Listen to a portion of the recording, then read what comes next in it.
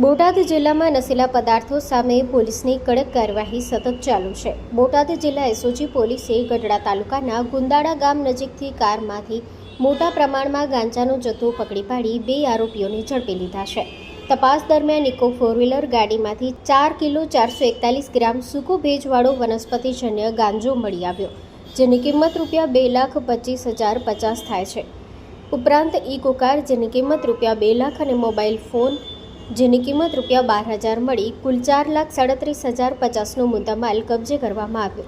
આ કાર્યવાહી દરમિયાન દિવેશભાઈ ઉર્ફે પિન્ટુ ભૂપતભાઈ નાથજી રહેવાસી ઢસા તાલુકો ગઢડા તથા દિગ્વિજયસિંહ મોહમ્મદસિંહ ગોહિલ રહેવાસી પાટણ તાલુકો ગઢડા એમ 2 આરોપીઓને પોલીસે ઝડપી પાડ્યા છે.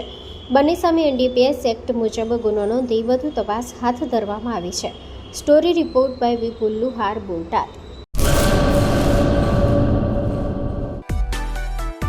માં motor driving, safe and sure driving. Driving એ શોખ સાથે આપની મોટી જવાબદારી પણ છે. અમારા ઇન્સ્ટ્રક્ટર દ્વારા સચોટ અને સરળ માર્ગદર્શન. આપની રોજની તાલીમની માહિતી મેળવીને શું અધુરાશ છે એના ઉપર પૂરું ફોકસ કરાય છે.